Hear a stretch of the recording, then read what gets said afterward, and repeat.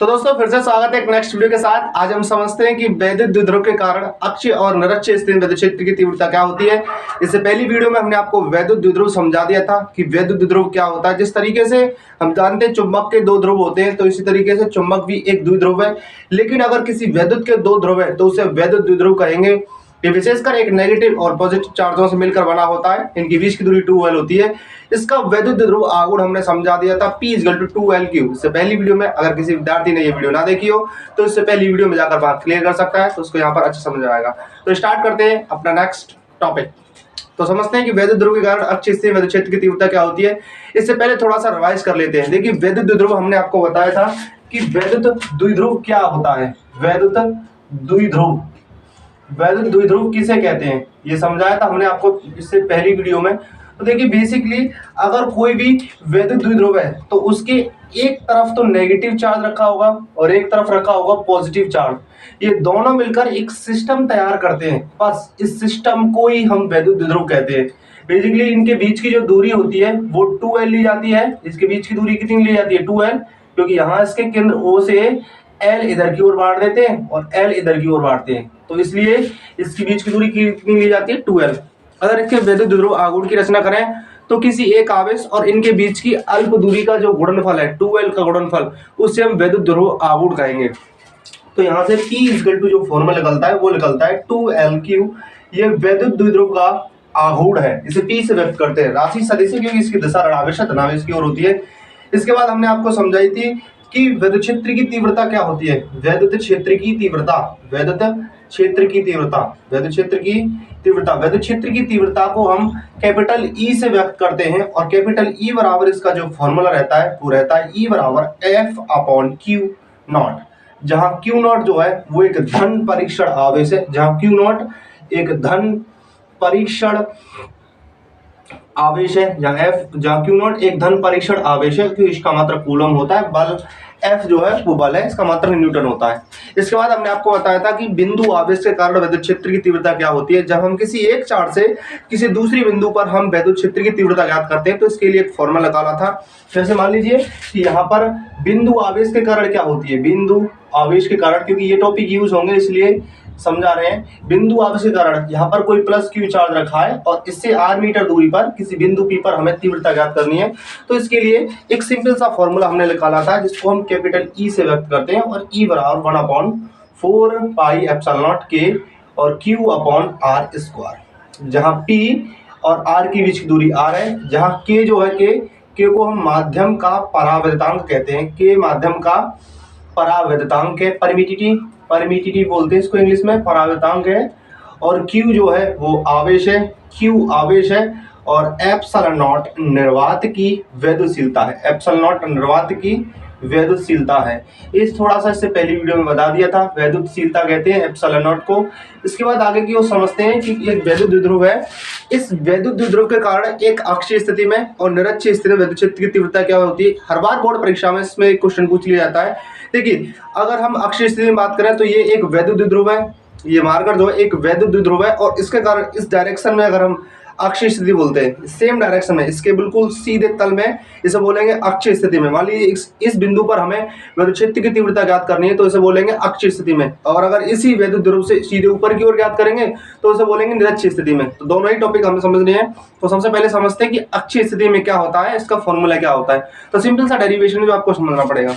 तो देखिए यहाँ पर हम समझते हैं कि अक्षीय स्थिति में विद्युत क्षेत्र की तीव्रता का क्या फॉर्मूला निकलता है। अक्षीय स्थिति में वैद्युत द्विध्रुव के कारण, अक्षीय स्थिति में वैद्युत द्विध्रुव के कारण वैद्युत क्षेत्र की तीव्रता क्या होती है और इसका फॉर्मूला क्या होता है। वैद्युत क्षेत्र की तीव्रता क्या होती है और इसका फॉर्मूला क्या होता है। इस तरीके से हम जानते हैं कि ये एक वैद्युत द्विध्रुव है, क्योंकि इसके एक पॉइंट पर नेगेटिव और दूसरे पॉइंट पर एक पॉजिटिव आवेश रखा है। तो ये दोनों मिलकर के एक वैद्युत द्विध्रुव की रचना करेंगे। क्योंकि इनके बीच की जो दूरी है वो 2l ली जाती है। इनके बीच की दूरी कितनी ली जाती है, यहाँ पर 2l ली जाती है, क्योंकि इसके केंद्र से इधर वाली l रहती है और उधर वाली भी l रहती है, तो इसलिए 2l ली जाती है। इसकी दिशा इस ऋणावेश धनावेश की ओर होती है। मान लीजिए कि इस वैद्युत द्विध्रुव के केंद्र O से हम किसी बिंदु P पर हमें वैद्युत क्षेत्र की तीव्रता ज्ञात करनी है और वो वैद्युत द्विध्रुव के कारण ज्ञात कर रही है, जिसकी इसके केंद्र से दूरी जो है वो r है। तो इसके केंद्र से इस बिंदु P की दूरी कितनी ली है मैंने, r ले ली। इसके केंद्र से इस बिंदु P की दूरी r है, तो इसलिए ये कितना हो जाएगा, यहाँ से यहाँ तक की दूरी कितनी हो जाएगी, क्योंकि ये तो l है, l में बढ़ गई, ये l होगी इतनी और यहाँ पर ये भी l हो जाएगी। तो यहाँ से यहाँ तक की बात करेंगे तो r में से इस l को हटा देंगे तो r माइनस l हो जाएगी यहाँ से यहाँ तक की दूरी। अगर इस पॉइंट से इस पॉइंट पर याद करेंगे तो r भी तो है ही है r तक, और इसमें l को जोड़ देंगे सारी तो ये हो जाएगी r प्लस l। तो मुझे पता है कि अगर मुझे इस बिंदु P पर वैद्युत क्षेत्र की तीव्रता ज्ञात करनी है तो इसके लिए मैं मान लूंगा कि बिंदु P पर एक धन परीक्षण आवेश Q नोट रखा है। तो इस बिंदु P पर एक धन परीक्षण आवेश Q नोट रखा है, तो ये भी पॉजिटिव है और ये भी पॉजिटिव है, तो इन दोनों के बीच जो है प्रतिकर्षण बल लगेगा, यानी बाहर की ओर बल लगेगा F, और जिधर बल की दिशा होती है उधर ही वैद्युत क्षेत्र की तीव्रता की दिशा होती है, यानी वैद्युत क्षेत्र की तीव्रता दिशा E1 इधर की ओर होगी।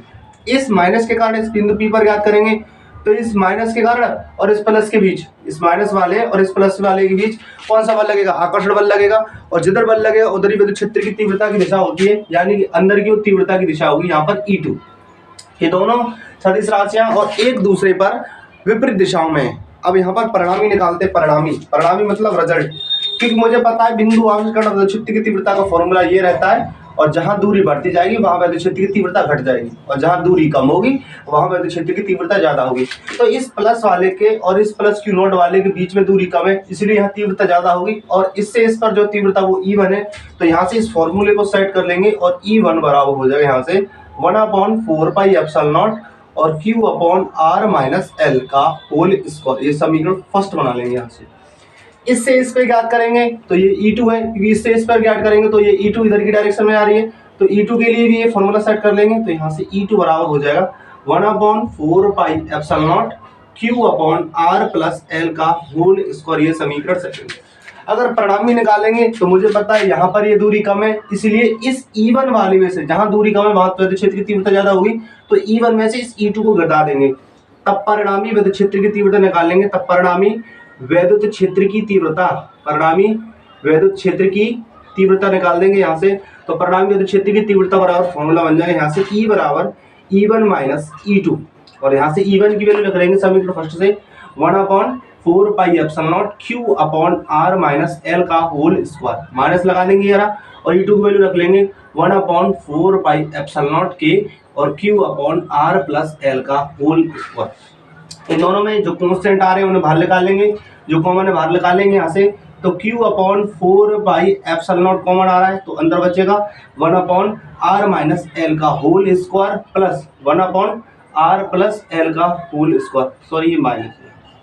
यहाँ पर इन दोनों का एलसीएम ले लेंगे, तो मुझे पता है क्योंकि a square minus b square बराबर होता है a प्लस b और a माइनस b होता है a plus a square b square का फॉर्मूला, तो ये भी वही फॉर्मेशन बन रहा है। तो यहाँ से Q/4 पाई एप्सिलॉन नॉट बराबर इसको लिख देंगे r square minus l square का होल स्क्वायर, और इस वाली का गुणा इसमें हो जाएगा, इसका गुणा इसमें हो जाएगा, तो यहाँ से ये क्या बन जाएगा r प्लस l का whole square minus r minus l का होल स्क्वायर। इसको आगे की ओर समझ लेते हैं, यहाँ पर आगे की ओर इसको इधर की ओर देख लीजिए, इधर की ओर समझते हैं। तो ये क्या चल रहा है इधर की ओर Q/4 पाई एप्सिलॉन नॉट के, और अंदर की ओर क्या है यहाँ पर ये a प्लस बी का होल स्क्वायर खोल देंगे, तो ये a square plus b square plus के 2rl माइनस लगा देंगे, इसको खोल देंगे, तो r square plus l square minus के 2rl, और अपॉन में नीचे कितना है r square minus l square का होल स्क्वायर। इसको आगे की ओर बढ़ा दें, तो यहाँ से Q/4 पाई एप्सिलॉन नॉट के,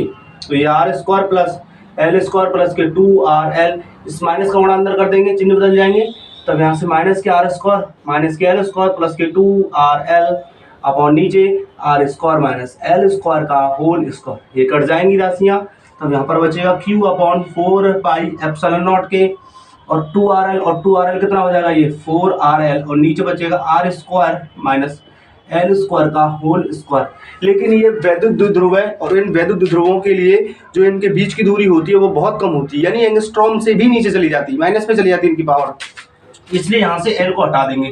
तो l को हटा देंगे क्योंकि l जो है वो बहुत छोटी है r से, तो l स्क्वायर भी और छोटी हो जाएगी r से, r स्क्वायर से, तो इसमें से l को डायरेक्ट हटा देंगे। तो यहाँ से Q/4 पाई एप्सिलॉन नॉट के गुणा में 4RL अपॉन ये कितना बचेगा यहाँ पे R की पावर 4, क्योंकि 2 का गुणा 2 में हो जाएगा, ये पावर का पावर 2 दूनी 4, इसको और तोड़ देंगे तो एक R इसमें से कट जाएगी, तो ये बचेगा Q upon 4 pi epsilon not के 2 4L, कितना हो जाएगा ये 4L अपॉन RQ। इसको और सेट कर ले आएगी और थोड़ा सा और, तो इसको सेट करेंगे यहाँ पर, तो कितना बन जाएगा Q upon 4 pi epsilon not के, इसको लिख लेंगे 2 इंटू 2L, क्योंकि 4 को 2 दूनी 4 लिख सकते हैं, तो 2 इंटू 2L हो जाएगा यहाँ से, तो ये RQ। लेकिन मैं जानता हूँ यहाँ पर कि P बराबर क्या होता है 2LQ, देखिए ये लिख रहा है यहाँ पर P बराबर 2LQ, तो ये वाला 2L और ये वाला Q P बन जाएगा, तो ये हो जाएगा P upon 4 pi epsilon not के 2 अपॉन RQ। इसको इस तरीके से लिख सकते हैं 1 अपॉन 4 पाई एप्सिलॉन नॉट के 2P अपॉन RQ। तो ये वैद्युत क्षेत्र की तीव्रता आ गई द्विध्रुव के कारण अक्षीय स्थिति में, क्योंकि ये E के बराबर चल रही है, परिणामी E चल रही है यहाँ से, तो ये E और यहाँ पर भी E ही होगी, तो E बराबर जो फॉर्मूला बनता है वो फॉर्मूला बनेगा 1 upon 4 pi epsilon not 2P upon RQ, जहाँ P जो है उसे वैद्युत द्विध्रुव का द्विध्रुव आघूर्ण कहते हैं, वैद्युत द्विध्रुव आघूर्ण है। P क्या है वैद्युत द्विध्रुव आघूर्ण, P वैद्युत द्विध्रुव आघूर्ण है, और R उनके बीच की दूरी, R उनके बीच की दूरी जिस पर हमें ज्ञात करनी है, जिस पर तीव्रता ज्ञात करनी है, यहाँ लिख देंगे जिस पर तीव्रता ज्ञात करनी है, जिस पर हमें तीव्रता ज्ञात करनी है। तो हमने समझा दिया था कि इसका मात्रक क्या होता है, यहाँ से इसका मात्रक क्या आ जाएगा न्यूटन पर कूलम, तो इसलिए इस फॉर्मूले में यहाँ पर भी मात्रक न्यूटन पर कूलम ही आ जाएगा।